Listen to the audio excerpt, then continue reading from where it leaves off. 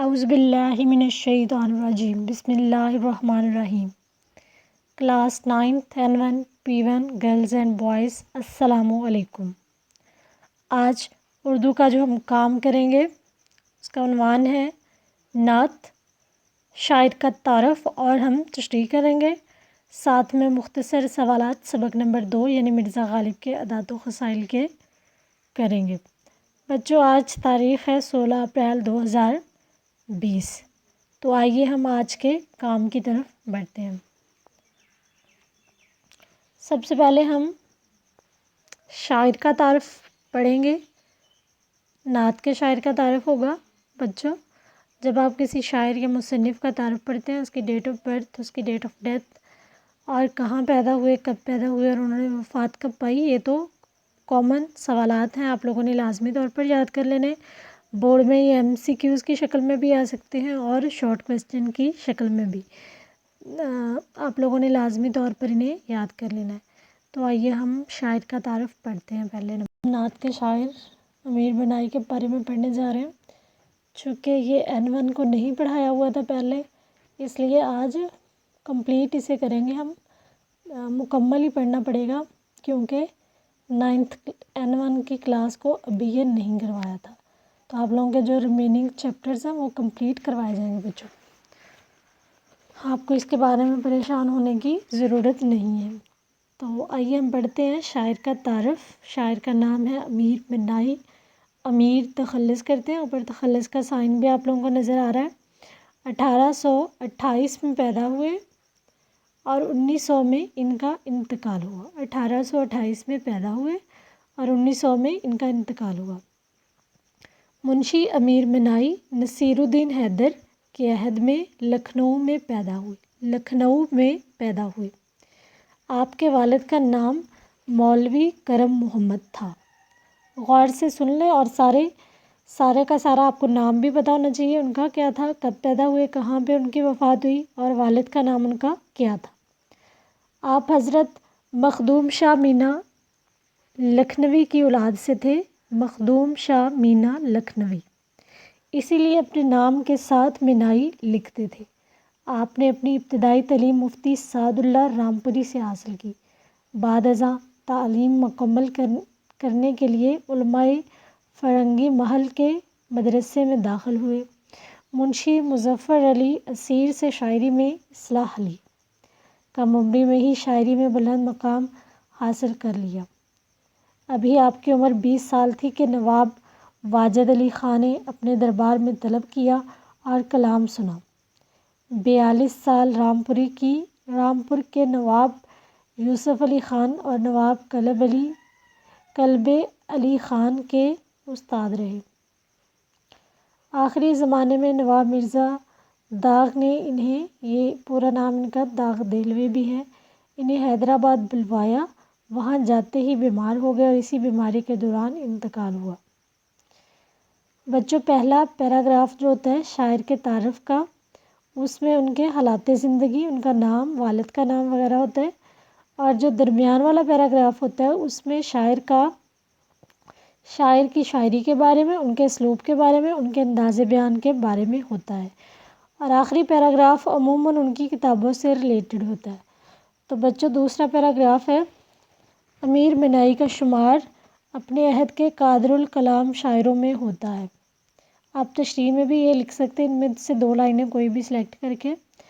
انہوں نے تمام اصناف میں شاعری کی، اصناف صنف کی جمع ہوتی ہے، شاعری کی، مگر غزل اور نعت کی طرف زیادہ رجحان رہا۔ آپ کی شاعری زبان و بیان کی خوبیوں اور فکر و خیال کی رعنائیوں کا مجموعہ ہے۔ ان کی نعتوں میں عوارض کے مقابلے میں آمد کا رنگ غالب ہے۔ انہوں نے محاورات اور ثناء کو اس عمدگی سے برتا ہے کہ کلام میں کہیں بھی تصنع پیدا نہیں ہونے دیا۔ انہوں نے الفاظ و تراکیب کا استعمال بھی محتاط ہو کر کیا ہے اور حتی المکان سادگی اور روانی کا پہلو پیش نظر رکھا ہے۔ ان کی نعتوں میں درد و اثر اور سوز و گداز کی عمدہ مثالیں ملتی ہیں۔ بچوں، ان میں سے جو آپ لوگوں نے پہلی 2 لائنیں ہیں چاہے وہی کر لیں آپ، کہ امیر بنائی کا شمار اپنے عہد کے قادر الکلام شاعروں میں ہوتا ہے، آپ نے تمام اصناف میں شاعری کی مگر غزل اور نعت کی طرف زیادہ رجحان رہا۔ آپ کی شاعری زبان و بیان کی خوبیوں اور فکر و خیال کے رعنائیوں کا مجموعہ ہے۔ یہاں تک آپ لوگ تشریح میں لکھ سکتے ہیں 2 لائنیں، کیونکہ ہم نے شاعر کے بارے میں لکھنا ہوتی ہے۔ بچوں آگے ان کی تصانیف کا ذکر ہے۔ ان کی تصانیف میں 2 عشقیہ دیوان، ایک کا نام ہے مرات الغیب، دوسرے کا نام ہے صنم خانہ عشق، یہ غزلیات پر مشتمل ہے ان کی شاعری، ٹھیک ہے۔ اور ایک نعتیہ دیوان محمد خاتم النبیین، یہ جو ہماری آج کی نعت ہم پڑھنے جا رہے ہیں یہ بھی اسی نعتیہ دیوان سے لکھی ہے، جس کا نام ہے محمد خاتم النبیین صلی اللہ علیہ وآلہ وسلم شامل ہے۔ انہوں نے شاعروں کا ایک تذکرہ انتخاب یادگار کے نام سے مرتب کیا۔ تذکرہ کا مطلب ہے کہ شاعروں کا اس میں ذکر ہے، شاعروں کے بارے میں ہے وہ، اور اس کا نام ہے انتخاب یادگار۔ مرتب کا مطلب ہے کہ انہوں نے ان کی خود کی تصنیف نہیں ہے، بلکہ انہوں نے صرف اسے ایک ترتیب دی ہے، مختلف شاعروں کے تذکرے کو ایک ترتیب دی ہے، مرتب کرنا، ٹھیک ہے۔ ان کا ایک ناتمام لغت کا مطلب جیسے ڈکشنری اردو کی لغات، ٹھیک ہے، امیر اللغات بھی ان کا ایک اہم کارنامہ ہے۔ تو ان کی جو کارنامے، ان کی جو کتابیں ہیں یادگار، وہ 2 عشقیہ دیوان ہیں، ایک مرات الغیب، ایک صنم خانہ عشق، یہ غزلیات پر مشتمل ہے دونوں دیوان۔ اور ان کی ایک نعتیہ دیوان جس کا نام ہے محمد خاتم النبیین صلی اللہ علیہ وآلہ وسلم، اور ایک شاعروں کا تذکرہ ہے جس کا نام ہے انتخاب یادگار، اور ایک ان کا ناتمام لغت، یعنی ابھی کمپلیٹ نہیں ہوا تھا، انکمپلیٹ تھا، ابھی نامکمل تھا، جس کا نام ہے امیر اللغات، ٹھیک ہے، اہم کارنامے ہیں۔ تو آئیے ہم اس کے کچھ سوالات پر نظر ثانی کر لیتے ہیں۔ کب پیدا ہوئے میر منائی؟ 1828 میں۔ اور کب ان کا انتقال ہوا؟ 1900 میں، ٹھیک ہے۔ اور کہاں پہ پیدا ہوئے؟ لکھنؤ میں۔ اور ان کے والد کا نام کیا تھا؟ مولوی کرم محمد، ٹھیک ہے۔ آپ نے ابتدائی تعلیم کہاں سے حاصل کی؟ آپ نے ابتدائی تعلیم مفتی سعد اللہ رامپوری سے حاصل کی۔ اچھا جی، اور کیسے شاعر ہیں آپ؟ میر منائی اپنے عہد کے قادر الکلام شاعر ہیں۔ آپ کی کتابیں کون سی ہیں؟ آپ کی کتابیں مرات الغیب، صنم خانہ عشق، اور ایک نعتیہ دیوان جس کا نام ہے محمد خاتم النبیین، اور ایک شاعروں کا تذکرہ جس کا نام ہے انتخاب یادگار، یہ ان کی اہم کتابیں ہیں۔ مجھے امید ہے کہ آپ لوگوں کو پورا شاعر کا تعارف بہت اچھی طرح سے پڑھ لیا ہوگا۔ ہم آخر میں اس کے بارے میں سوالات بھی کریں گے، ٹھیک ہے۔ تو شاعر کا تعارف پڑھنا کیوں ضروری ہے؟ کیونکہ ایک تو ہمیں MCQs اس میں سے آئیں گے، اس میں سے مختصر سوالات بھی آ سکتے ہیں، اور ہم تشریح کے لیے بھی ہمیں کچھ جاننا ضروری ہے شاعر کے بارے میں، اور ہم لکھتے بھی ہیں 2 لائنیں، پہلی شاعر کے تعارف کی کس میں؟ تشریح میں۔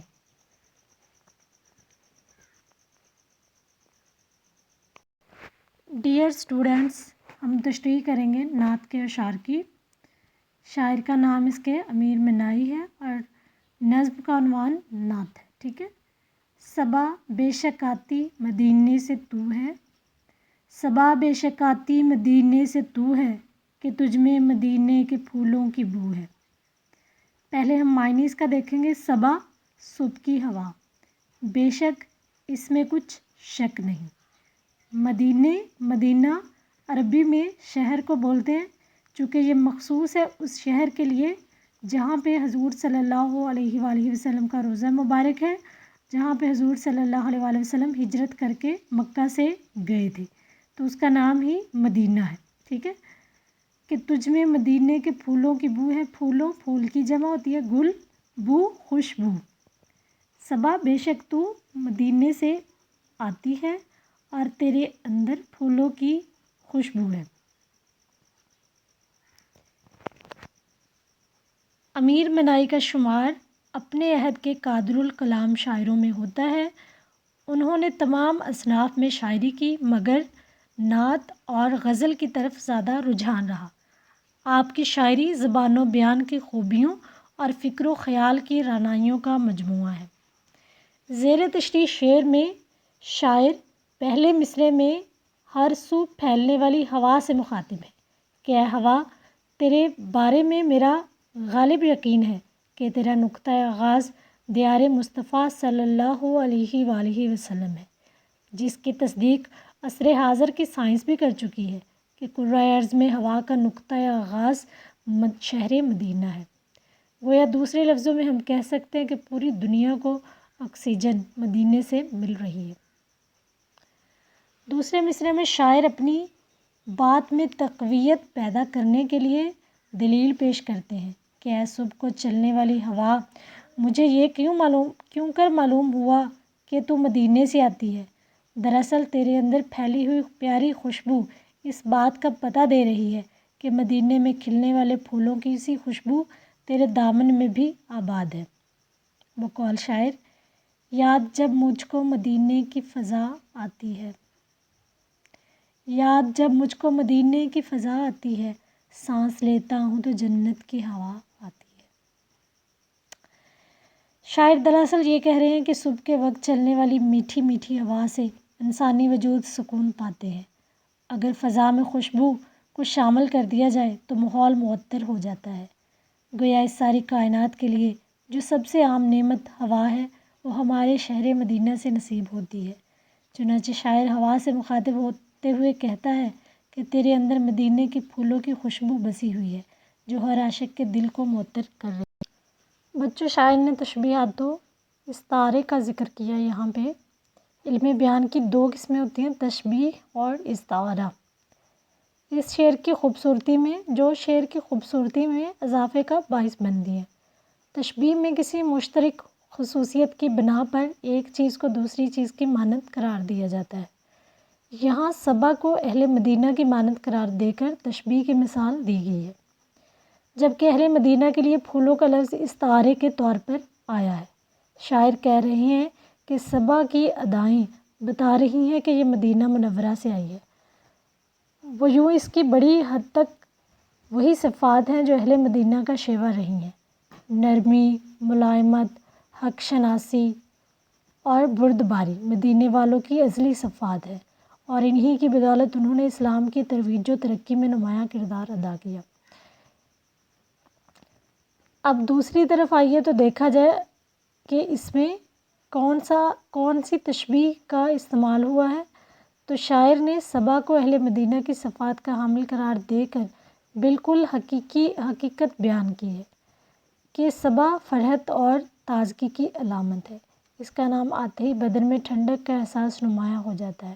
انسان کتنا ہی غمزدہ ہو، اسے صبح کی ہوا تر و تازہ کر دیتی ہے۔ لہٰذا صبا کو اہل مدینہ کے برتر خصال سے مطابقت دینا غیر فطری نہیں ہو سکتا۔ بس شاعر نے صبا میں مدینے کے پھولوں کی شان بیان کی ہے تو بجا درست ہے۔ بچوں، تشبیہ اور استعارہ کے بارے میں ہم اپنی ٹیکسٹ بک سے بھی پڑھیں۔ شعر نمبر 2۔ سنی ہم نے طوطی و بلبل کی باتیں، تیرا تذکرہ ہے تیری گفتگو ہے۔ طوطی ایک خوش آواز خوبصورت پرندہ، بلبل ایک خوبصورت پرندہ، تذکرہ ذکر، گفتگو بات چیت۔ طوطی و بلبل حروف عطف کے ساتھ ملایا گیا جس کا معنی واو یعنی اور ہوتا ہے۔ ہم نے طوطی و بلبل کی صداؤں اور نغموں پر غور کیا تو آپ صلی اللہ علیہ وآلہ وسلم کی باتیں اور گفتگو سنی۔ شاعر امیر منائی حضور صلی اللہ علیہ وآلہ وسلم کی مدحت سرائی بیان کرتے ہیں۔ آپ صلی اللہ علیہ وآلہ وسلم کائنات کی تمام اشیاء کے لیے سراپائے رحمت اور شفقت بنا کر بھیجے گئے ہیں۔ جہاں ہر مسلمان کے دل میں جذبہ عشق رسول صلی اللہ علیہ وآلہ وسلم پایا جاتا ہے، وہاں طوطی و بلبل کے سینے میں بھی ذکر رسول صلی اللہ علیہ وآلہ وسلم ہے۔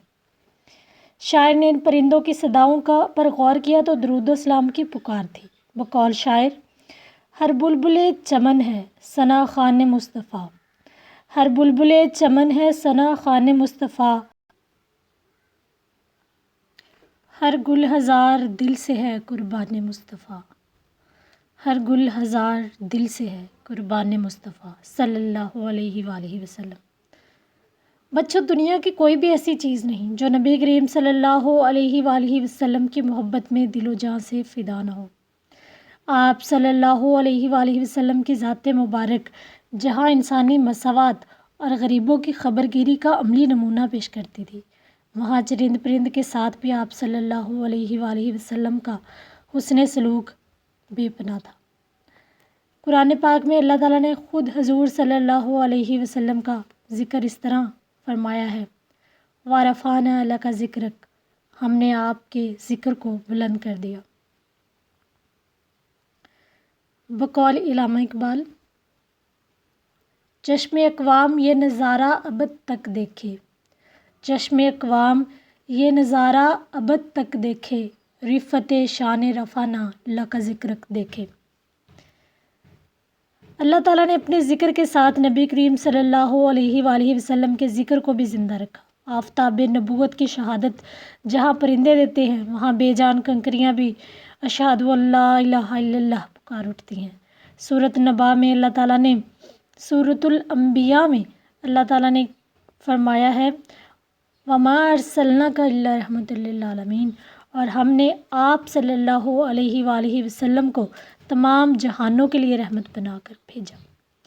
رحمت للعالمین کا مطلب اور مفہوم یہ بنتا ہے کہ آپ صلی اللہ علیہ وآلہ وسلم کا وجود مبارک صرف انسانوں ہی کے لیے نہیں بلکہ ملائکہ، جن و انس اور چرند پرند کے لیے باعث رحمت ہے۔ جب دنیا کا وجود ہی آپ صلی اللہ علیہ وآلہ وسلم کے طفیل ہوا تو دنیا کی ہر چیز آپ صلی اللہ علیہ وآلہ وسلم کی مرہون منت ہے۔ آپ صلی اللہ علیہ وآلہ وسلم کی رحمت للعالمینی ازل سے ہے اور ابد تک جاری رہے گی۔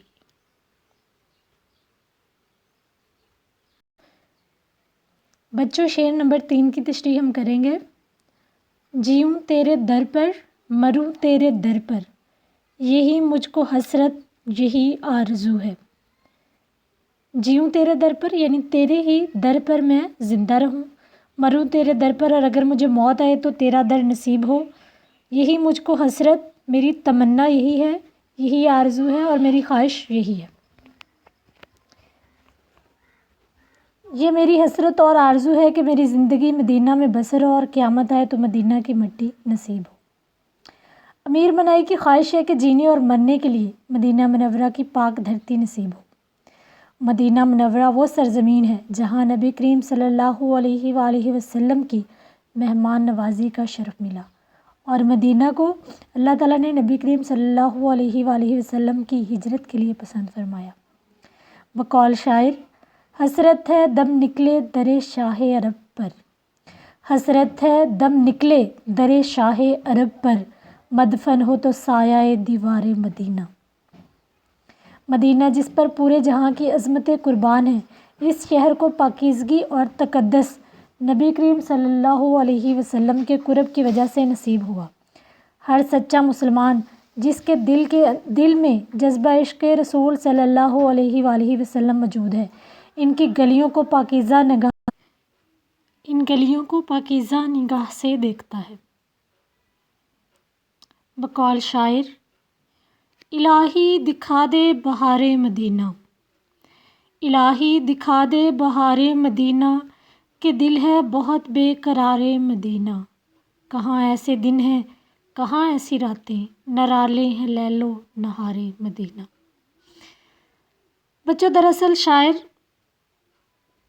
مدینے کو اپنی آنکھوں سے دیکھنے کی تمنا اور وہاں مرنے کی تمنا رکھتا ہے، اور یہ تمنا ہر مسلمان کے دل میں پائی جاتی ہے۔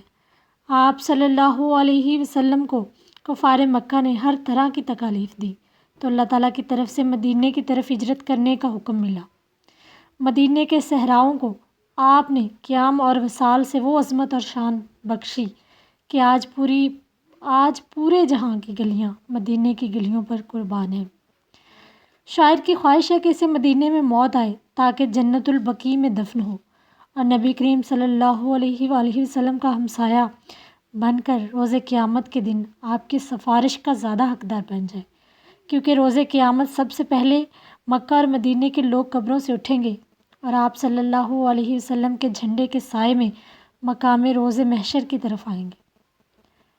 بقول شاعر، اگر کوئی تمنا ہے میرے دل میں تو یہ آقا، اگر کوئی تمنا ہے میرے دل میں تو یہ آقا، دم آخر جبھی میری ہو سنگ آستاں تیرا، دم آخر جبھی میری ہو سنگ آستاں تیرا۔ مدینہ منورہ میں رہنے والے اور مرنے والے لوگوں کے لیے نبی کریم صلی اللہ علیہ وسلم نے خود یہ خوشخبری دی ہے۔ آپ صلی اللہ علیہ وآلہ وسلم نے فرمایا ہے، جس شخص نے مدینے کو وطن بنایا اور وہاں ادب سے رہائش کی، یا اس کی وفات مدینہ میں ہوئی، تو قیامت کے روز میں اس کا شفیع ہوں گا، یعنی کہ اس کی سفارش کروں گا۔ بچوں، آپ لوگوں نے نعت کی تشریح کرتے ہوئے یاد رکھنا ہے۔ بچوں، آپ اس کے دوسرے ایک پہلو سے بھی تشریح کر سکتے ہیں، جیسے عاشق حقیقی کے لیے محبوب کے در و دیوار، اس کی گلیاں، اس کے راستے مقدس اور محترم ہوتے ہیں، جن پر اپنی جان نچھاور کرنے کو وہ فخر سمجھتا ہے۔ حضور اکرم صلی اللہ علیہ وآلہ وسلم ہمارے لیے محبوب حقیقی ہیں اور ہمیں اپنی جانوں سے بھی زیادہ عزیز ہیں۔ امیر منائی بھی یہی چاہتے ہیں کہ ان کی بقیہ زندگی مدینے میں گزرے اور مدینے میں ہی در رسول صلی اللہ علیہ وآلہ وسلم پر ان کی زندگی کا اختتام ہو۔ اپنی اسی خواہش کا اظہار وہ اپنے اس شعر میں کر رہے ہیں اور کہتے ہیں کہ میری زندگی کا اختتام بھی آپ صلی اللہ علیہ وآلہ وسلم کے در اقدس پہ ہو، یعنی میرا جینا اور مرنا آپ صلی اللہ علیہ وآلہ وسلم کے لیے اور آپ صلی اللہ علیہ وآلہ وسلم کے در اقدس پہ ہو۔ بقول شاعر، نہ جاؤں گا در نبی کا چھوڑ کر، نہ جاؤں گا در نبی کا چھوڑ کر، مجھ کو کوئے مصطفیٰ کی چاکری اچھے لگی، صلی اللہ علیہ وآلہ وسلم۔ بچوں، آپ اس میں یہ بھی بتا سکتے ہیں کہ شاعر کی یہ حسرت اور آرزو ہے کہ وہ حضور صلی اللہ علیہ وسلم کی تعلیمات پر عمل پیرا ہو کر ان کے اسوہ حسنہ صلی اللہ علیہ وآلہ وسلم پر اپنی زندگی بسر کرے، تاکہ اسے موت اور اس کے لیے زندگی بھی قابل فخر بن جائے۔ امید ہے کہ آپ لوگوں کو 3 اشعار کی تشریح یاد ہوگی بچوں۔ آپ لوگ اس سے دوبارہ سنیں اور آپ لوگ اپنی طرف سے بھی کچھ نعتیہ اشعار اس میں ایڈ کر سکتے ہیں، کوئی حدیث، کوئی آیت یا کوئی قول آپ اس میں ایڈ کر سکتے ہیں۔ اضافی مواد آپ لوگ اس میں لازمی طور پر ایڈ کریں، کیونکہ تشریح میں آپ کے پاس بہت بڑا مارجن ہوتا ہے کہ آپ اپنے ویوز، اپنے نظریات، اپنی معلومات کا اظہار اس میں کر سکتے ہیں۔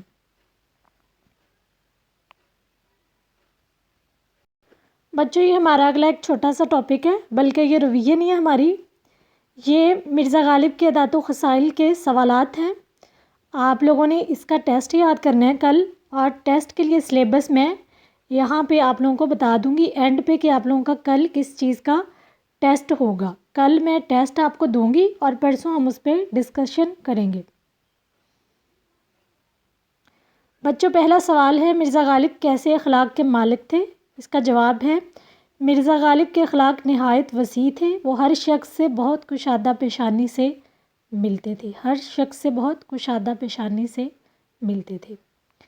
اگلا سوال ہے، دوستوں کو دیکھ کر غالب کی کیا حالت ہوتی تھی؟ جس کا جواب ہے، غالب دوستوں کو دیکھ کر باغ باغ ہو جاتے تھے، ان کی خوشی سے خوش اور ان کے غم سے غمگین ہوتے تھے۔ بچوں، اگلا سوال ہے، مرزا غالب کو کہاں کہاں سے خط آتے تھے؟ جواب، مرزا غالب کو ملک کے ہر کونے سے خط آتے تھے، کیونکہ ان کے دوست نہ صرف دلی بلکہ پورے ہندوستان میں تھے۔ یا آپ کہہ سکتے کہ مرزا غالب کو نہ صرف دلی بلکہ پورے ہندوستان سے خط آتے تھے۔ اگلا سوال ہے، اکثر لوگ غالب کو کس طرح کے خط بھیجتے تھے؟ جس کا جواب یہ ہے کہ اکثر لوگ مرزا غالب کو برنگ خط بھیجتے تھے، یعنی بغیر ٹکٹ کے خط بھیجتے تھے انہیں۔ اگلا سوال ہے، سائلوں کے ساتھ مرزا غالب کا سلوک کیسا تھا؟ جواب، سائل ان کے دروازے سے خالی ہاتھ بہت کم جاتے تھے، وہ غریبوں اور محتاجوں کی مدد اپنی بساط سے بڑھ کر کرتے تھے۔ اگلا سوال ہے، دوستوں کے ساتھ مرزا غالب کا سلوک کیسا تھا؟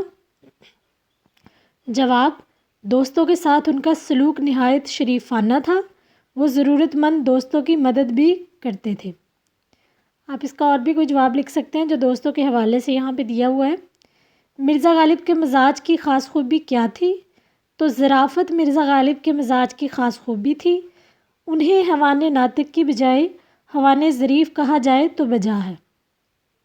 اگلا سوال ہے مرزا غالب کو کون سا پھل پسند تھا؟ فواکہ میں آم مرزا غالب کا پسندیدہ تھا. سبق مرزا غالب کے عادات و خصائل کس کتاب سے لیا گیا ہے؟ تو اس کا جواب ہے سبق. یہ سبق کتاب یادگار غالب سے لیا گیا جس کے مصنف کا نام کیا ہے؟ الطاف حسین حالی. اور اگلا ہی جو سوال ہے وہ اسی سے ریلیٹڈ ہے کہ سبق مرزا غالب کے عادات و خصائل کے مصنف کا نام کیا ہے؟ تو سبق مرزا غالب کے عادات و خصائل کے مصنف کا نام مولانا الطاف حسین حالی ہے، یا آپ کہہ سکتے کہ خواجہ الطاف حسین حالی ہے. بچوں آپ لوگوں نے یہ مختصر سوالات اس سبق کا خلاصہ اور آپ لوگوں نے تشریح بھی یاد کرنا ہوگی.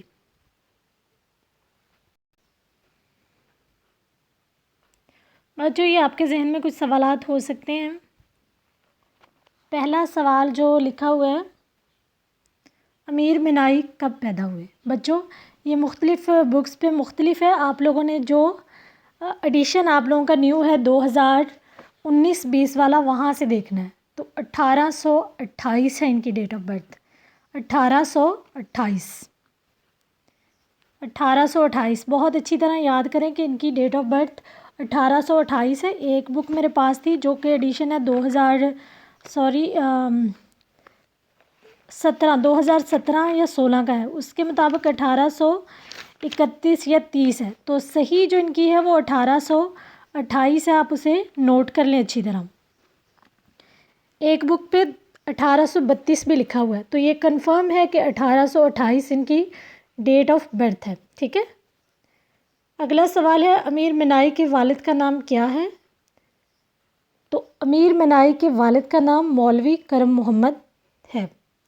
نعت کون سے مجموعے سے لی گئی ہے؟ تو بچوں نعت کے آخر میں انہوں نے مجموعہ بھی لکھا ہوا ہے. یہ نعت محمد خاتم النبیین صلی اللہ علیہ وآلہ وسلم سے لی گئی ہے. صبا کے کیا معنی ہے؟ صبا کے معنی ہے صبح کی ہوا. عموماً لوگ کہتے ہیں کہ صبح کی ہوا چلتی ہے تو پھول کھل اٹھتے ہیں. طوطی و بلبل کس کا ذکر کرتے ہیں؟ طوطی و بلبل حضور صلی اللہ علیہ وآلہ وسلم کا ذکر کرتے ہیں. بچوں آپ لوگوں کو اگر یہ کوئی مسئلہ آ جائے کہ فلاں شاعر کی یا فلاں مصنف کی ڈیٹ آف برتھ اور ڈیٹ آف ڈیتھ آپ لوگوں کی کسی بک پہ کچھ اور ہے اور کسی بک پہ کچھ اور ہے، تو درست وہی مانی جائے گی جو 2019 اور 20 کے ایڈیشن میں ہوگی اور ٹیکسٹ بک پہ ہوگی. ٹھیک ہے. پی ٹی بی والوں کی جو بک ہے اس پہ جو کریکٹ ہوگی ڈیٹ وہی درست تصور کی جائے گی. تو آپ لوگوں نے ادھر سے کنفرم کرنی ہے ڈیٹ آف برتھ بھی، ڈیٹ آف ڈیتھ بھی، اور باقی سارا مواد بھی آپ لوگوں نے ادھر ہی سے آپ لوگوں نے کنفرم کرنا ہوگا. تو بچوں بورڈ کی نظر میں آج کے جو ہم نے سبق پڑھا ہے یہ بورڈ کی نظر میں اس طرح ہے کہ جو 3 اشعار کی ہم نے تشریح کی ہے تو بورڈ میں ہر شعر کے 2 نمبر آتے ہیں. اور اس کے علاوہ جو ہم نے شاعر کا تعارف پڑھا تھا اس میں سوالات بھی آ جاتے ہیں، اور آگے اس میں سے کثیر الانتخابی سوالات یعنی ایم سی کیوز بھی آ سکتے ہیں. اور ایم سی کیوز 1 یا 2 وہ دیتے ہوتے ہیں نظم اور غزلوں میں سے، اور سوالات بھی ان میں سے 1 یا 2 یا 3 آ جاتے ہوتے ہیں. اور اس کے بعد یہ تو آنا ہی آنا ہے مرکزی خیال. 4 آپ کی نظمیں ہیں، ان میں سے کسی ایک کا لازمی طور پر 5 نمبر کا مرکزی خیال یا خلاصہ آپ لوگوں نے لکھنا ہوتا ہے. تو آج سے میں نے یہ کام شروع کیا کہ ہر ایک سبق پڑھانے کے بعد آپ کو یہ بتایا جائے گا کہ بورڈ کی نظر میں اس کی کیا اہمیت ہے یا کیا ویٹیج ہے، آپ لوگوں نے اس کو کتنے نمبر کا یاد کرنا ہوگا اور کیسے کرنا ہوگا. اور آئیے میں آپ کو اب وہ بتاتی ہوں جو آپ لوگوں نے کل کے لیے ٹیسٹ کی تیاری کرنی ہے. ٹیسٹ کا سلیبس میں آپ کو بتا دوں کیونکہ پچھلا ٹیسٹ میں نے تھوڑا چھوٹا ہی بنایا تھا، لیکن اب ہمارا چونکہ سبق 1 ہفتے کا کمپلیٹ ہو گیا تو پورے ہفتے میں جو میں نے پڑھایا ہے پچھلے ٹیسٹ میں بھی اور اس ٹیسٹ میں بھی، تو آپ لوگوں کو پورے ہفتے کا ہی ٹیسٹ دینا ہوگا تاکہ آپ لوگوں کی ریویژن ساتھ ساتھ ہوتی رہے. جتنی دفعہ آپ کسی چیز کی دہرائی کریں گے. بچوں یہ کل بروز جمعہ جو آپ کو ٹیسٹ دیا جانا ہے 17 اپریل 2020 کو، اس کا سلیبس ہے کچھ آپ لوگوں کو بتانا. تو ٹیسٹ آپ لوگوں کا ہونا ہے سبق نمبر 2 مکمل، جس میں خلاصہ بھی ہو سکتا ہے، تشریح بھی ہو سکتی ہے اور مختصر سوالات بھی ہو سکتے ہیں، یعنی کمپلیٹ اس کا ہر طرح سے آپ لوگوں نے سبق نمبر 2 جس کا نام ہے مرزا غالب کے عادات و خصائل، اسے آپ لوگوں نے یاد کرنا ہے۔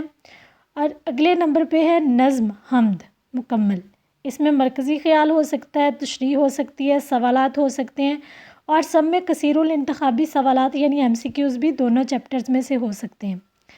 اس کے بعد آپ لوگوں نے خط نمبر 1 کرنا ہے جو والد کے نام ہے، اور اس کے بعد آپ لوگوں نے کہانی نمبر 1 کرنی ہے جو شیر کا گھر ہے، اور اس کے بعد آپ لوگوں نے پہلے 10 ضرب الامثال بھی یاد کرنے ہیں، اور ساتھ میں اس کی تعریف بھی، اور اس کی 3 پہلے جن کے پیچھے ایک سٹوری بھی انہوں نے بتائی ہوئی وہ بھی آپ لوگوں نے یاد کرنے ہیں۔ تو یہ کل ملا کے آپ لوگوں کا ٹیسٹ ہونا ہے، ٹھیک ہے۔ اسے بہت اچھی طرح آپ لوگوں نے تیار کر لینا ہے، اور کسی قسم کی بھی کوئی کمی نہیں رہنی چاہیے بچوں، ٹھیک ہے۔ اور پوری دیانتداری کے ساتھ آپ نے اس سلیبس کو یاد کرنا ہے، کل انشاءاللہ اس کا ٹیسٹ ہوگا۔ اپنا اور سب کا خیال رکھیں، گھر رہیں، محفوظ رہیں، اللہ نگہبان۔